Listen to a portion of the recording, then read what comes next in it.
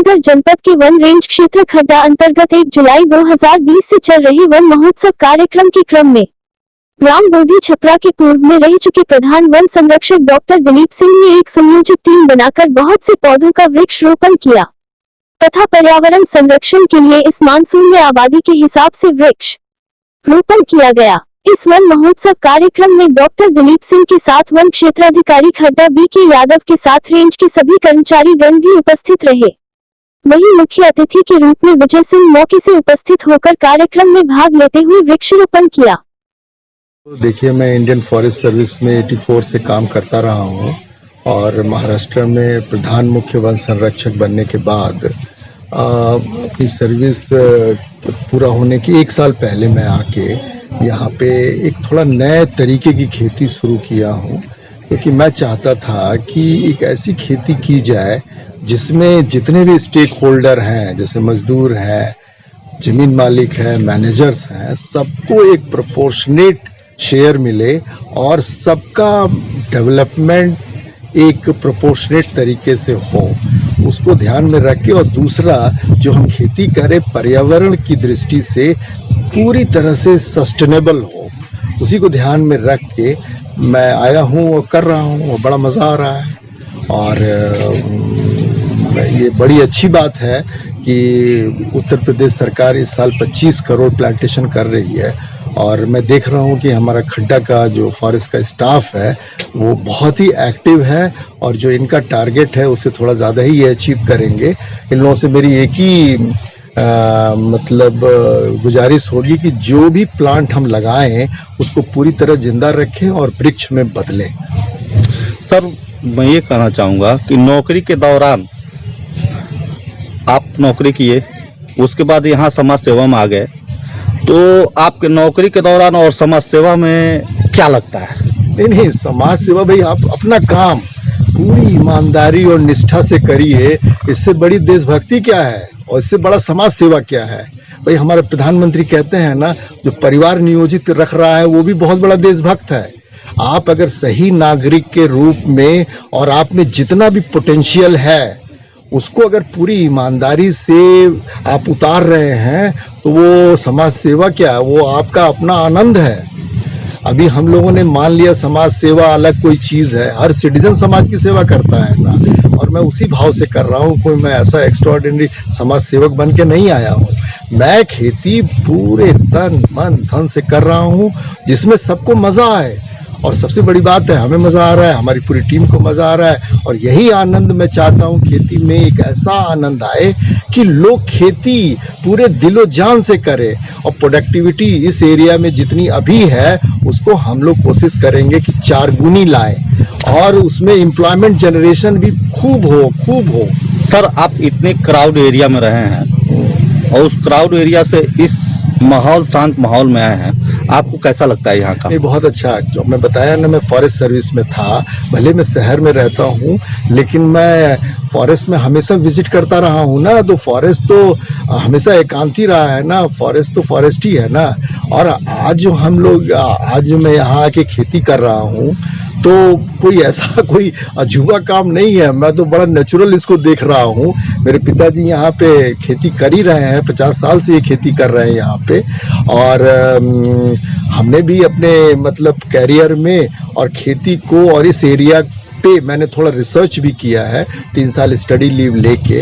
उस study leave के दौरान इस एरिया को कैसे पूरी तरह से विकसित किया जाए उसके लिए एक खेती का मेरा मॉडल डेवलप हुआ है, जिस मॉडल को अब मैं पूरी तरह से यहाँ पे कर रहा हूँ, इम्प्लीमेंट कर रहा हूँ। सर, आज वन महोत्सव के दौरान आपने कितने वृक्ष और कितने पौधे लगवाए? नहीं, वन महोत्सव तो एक आम जनता को जगाने के लिए, हर एक को उसमें शामिल करने के लिए हम मनाते हैं, लेकिन हम स्वतः अपने फार्म पे करीब 1500 पौधे लगा रहे हैं। 1500 पौधे लगाए हैं? 1500 पौधे। सर, मेरा कहना ये है लगाएंगे कि एक पौधे लगाने का मतलब 10 पुत्रों की सौभाग्य प्राप्त होती है। आपने 1500 पौधे लगाए हैं, आपको कितने पुत्रों की सौभाग्य प्राप्ति हुई? नहीं, वो तो है ही है।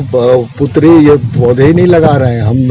12 गायों, देसी गायों के रखने की एक अच्छी डेयरी भी बना रहे हैं। हम जो खेती करने जा रहे हैं, जो उसमें हम कोई केमिकल फर्टिलाइजर नहीं डालने जा रहे हैं, हम अपने देसी गायों के गोबर और यूरिन से खेती करने जा रहे हैं, तो हम पूरे अपने एक्शन से एक नेचुरल फार्मिंग और एक ऐसा वातावरण क्रिएट करना चाहते हैं जो पूरी तरह से स्वस्थ हो, जिसमें हवा भी स्वस्थ हो, पानी भी स्वस्थ हो और हमारी सॉइल भी स्वस्थ हो। जब ये तीनों चीज़ें स्वस्थ होंगी तो इससे जो भी हम उत्पादन लेंगे वो पूरी तरह स्वस्थ होगा। तो एक स्वस्थ वातावरण जो पर्यावरण की दृष्टि से पूरी तरह से संतुलित हो, उसके लिए चल रहा है काम। मज़ा आ रहा है। जी, मेरे पिताजी ने अपने फार्म पे बहुत सारे सागौन के पेड़ लगा रखे हैं। मैंने फॉरेस्ट डिपार्टमेंट से परमिशन लेके इस साल कुछ सागौन के पौधे काटे हैं और मैं तो सारे डिपार्टमेंट को भी कह रहा हूँ, अपने डिपार्टमेंट को और सारे लोगों को भी, कि लोग हर साल कम से कम मतलब जितनी भी उनके पास खेती है पर एकड़ के हिसाब से 10 पौधे लगाए हर साल और कम से कम 4-5 पौधे काटे भी, क्योंकि हम अगर मतलब जिसको हम वन खेती कहते हैं, मतलब वन खेती कहते हैं कि एग्रो फॉरेस्ट्री, तो इसके तहत हम पेड़ लगाए और पेड़ काटे, ये भी एक किसानों का बहुत अच्छा आमदनी का जरिया बनेगा। मतलब हाँ, काटने और लगाने का प्रोपोर्शन लगाने का हमेशा ज़्यादा रहे कि year by year number of trees बढ़ता जाए। सर, हम अब इस समय आपका परिचय जानना चाहेंगे। मेरा नाम डॉक्टर दिलीप सिंह है और मैं यहीं का रहने वाला हूँ। मैं इंडियन फॉरेस्ट सर्विस में 1984 से लेके मार्च 2018 तक महाराष्ट्र कैडर में काम किया हूँ। जगह जगह मेरी पोस्टिंग रही है। दिल्ली में भी गवर्नमेंट ऑफ इंडिया डेपुटेशन पे था 2004 से लेके 98 से लेके 2007 तक, 2004 तक। 2004 से 2007 के बीच में मैंने स्टडी लीव लेके यहाँ पे कुछ एक्शन रिसर्च किया था कि ये एरिया कैसे पूरी तरह से डेवलप किया जा सकता है। और महाराष्ट्र के प्रधान मुख्य वन संरक्षक बनने के बाद थोड़ा दिन कार्य करने के बाद मेरी सर्विस जब 1 साल थी अभी, तो मैं वहाँ से निकल के आके अब पूरी तरह से जो मॉडल मैंने खेती का डेवलप किया है उसको यहाँ इम्प्लीमेंट कर रहा हूँ। जब आप अपने ज़माने में खेती किया करते थे, उस समय की पर्यावरण कुछ और थी। आज आपके बच्चे आकर यहाँ पर खेती कर रहे हैं, उस संबंध में आप क्या कहना चाहेंगे? पहले 1965 के पहले हमारे यहाँ खेती में जो आज का वर्तमान फर्टिलाइजर सिस्टम जो आया है वो 65 में आया है। 65 के पहले हम लोग 2-3 क्विंटल गेहूँ काटते थे मुश्किल से 1 एकड़ में, और आज आप 1 एकड़ में 25 से 30 क्विंटल 20 क्विंटल मिनिमम आप काट रहे हैं। ये डिफरेंस 65 से आया है। और उस 65 से आने के बाद आज स्थिति फिर वही आ गए हम लोग हैं कि खाद का ज़्यादा इस्तेमाल करने की वजह से ज़मीन की क्षमता जो कम होती चली जा रही है। तो आज के युग के हिसाब से ऑर्गेनिक खेती अगर किया जाए तो हमारा सॉइल भी ठीक रहेगा और जो हमारी निरंतरता खेती की आमदनी का स्रोत है वो बना रहेगा। दोनों जब बना रहेगा तभी हम स्वस्थ दशा में रहेंगे। आज की स्थिति यही है, लेकिन कठिन परिश्रम करने के अलावा दूसरा कोई उपाय नहीं है। बिना परिश्रम के आप कोई चीज़ नहीं प्राप्त कर सकते। और हम अपने जीवन को जो देखते हैं तो हमने अध्यात्म को बहुत गहराई से जानने समझने का कोशिश किया है। अध्यात्म हर कदम पर आपको वाच करता है कि आप कहाँ चल रहे हैं। अगर सही दिशा में चलने की अध्यात्म के द्वारा आपको रास्ता मिल जाता है तो आपकी मंजिल बिल्कुल आपके सामने रहती है। तो हमारा आप सबसे लोगों से अपनी उम्र के हिसाब से यही कहना है कि आप जहाँ भी हैं, और हमारे एक ही शब्द में पूरा भागवत को डिफाइन किया गया है, धर्मो रक्षित रक्षिता। जो धर्म की रक्षा करता है धर्म उसकी रक्षा करता है। जिसने इसको समझ लिया वो सदैव विजयी बन करके और स्वस्थ जिंदगी जिए।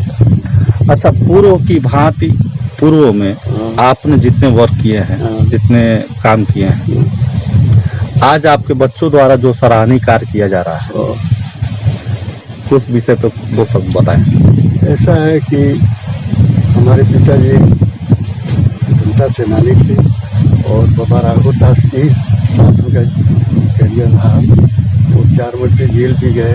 सलीमपुर से 2 बार मिले रहे 37 से, और 1946 में निर्विरोध मिले हुए थे। और गोरखपुर शहर से गोरखपुर और मासगांव मिला के 3 टर्म मेंबर ऑफ पार्लियामेंट है, 52 से 57 बासठ। और उनकी अच्छी वकालत थी, गोरखपुर वकालत करते थे। तो हम लोगों को जो संस्कार मिला है कि सत्य के माध्यम से आप जीवन में कुछ भी प्राप्त कर सकते हैं और जो पाएंगे वो अस्थायी होगा। यानी कि पिता के संस्कारों पे आप लोग चले आ रहे हैं। बिल्कुल चले और आपकी जो पीढ़ी है वो भी आपके संस्कारों पे चल रही है। यही हमारा प्रयास है। और हम इनके यहाँ जाते थे तो इनके इंडियन फॉरेस्ट सर्विस के जो बड़े अधिकारी कहते थे, तो जब इनका तय बहुत पहले से मन बना लेकर हम चलेंगे बोधी छपरा में। इन्होंने यहीं से पास किया है, ये प्राइमरी एजुकेशन इसी बोधी छपरा से इनका है। और ये स्कूल को गौरव भी रहता है कि हम यहाँ से पास किए हैं, हमें कोई मलानी भी नहीं है। तो सबसे बड़ी चीज़ जो हमने कहा है कि जीवन में जिसने सत्य को आचरण में ले लिया और अपने अध्ययन के प्रति पुष्ट रहिए। जो हमारे नॉलेज है, चाहे वो कुरान से लीजिए, चाहे बाइबल से लीजिए, चाहे गीता से लीजिए, चाहे कहीं से भी लीजिए, सब में एक ही चीज़ है कि सत्यम। तो जैसे सत्य के साथ और कठिन परिश्रम, ये नहीं कि आराम का कहीं जगह नहीं है। इस उम्र में मैं 86 उम्र हमारी चल रही है, नहीं तब भी अपने हिसाब से हम घूमते रहते हैं, देखते रहते हैं, बात करते रहते हैं। यही वृक्ष जो आप लगाए हैं, क्या बताएं, मधु महोजनी। ये महोजनी 15 साल पहले एक आया था आंध्रा का लड़का और उनसे कहा कि बाबूजी आप लगवा लीजिए। 150 रुपये का हमको दिया था, कहा था इसका बंदूक का बट बनता है, तो हम लगवा लिए। तो हमारे जीवन में रहा हमेशा। देखिए सारा प्लांटेशन, ये आपके बहुत सारे हैं कर्मचारी यहाँ पर आप ही के, इन्होंने 500 दिया था 2005 में ही आए थे। इन्होंने कहा कि आप कुछ और पौधा लगवाइए, तो 500 उनका पौधा। तो ये देखिए सब जो देख रहे हैं लाइन से आप यहाँ से वहाँ तक ये था, इन्हीं का दिया हुआ लगवाए हैं। सर अभी आपने एक नाम लिया सत्यम का, तो सत्यम के बाद भी सत्यम शिवम सुंदरम उसके साथ जुड़ा हुआ है। तो सत्यम पे तो आपने बता दिया, अब शिवम सुंदरम पे आप बताएं। शिवम सुंदरम है कि सत्य ही सत्य है, सत्य ही शिव है, सुंदर है। भाव इतना है हमारे यहाँ कि सत्य जब आपके जीवन में उतरने की, देखिए हमारे यहाँ जो कॉन्स्टिट्यूशन बना हुआ है उसमें भी सत्य में जयते ही है। हमारा सारा आधार ही सत्य पर है। और नहीं हमने कहा कि भागवत जो पूरा पढ़ लेते हैं तो भागवत का सारांश है ये धर्मो रक्षित रक्षिता। और धर्म होता क्या है, एक लाइन में तुलसीदास ने लिखा है उसको कि परहित सरिस धर्म नहीं भाई और पर पीड़ासम नहीं अजमाई।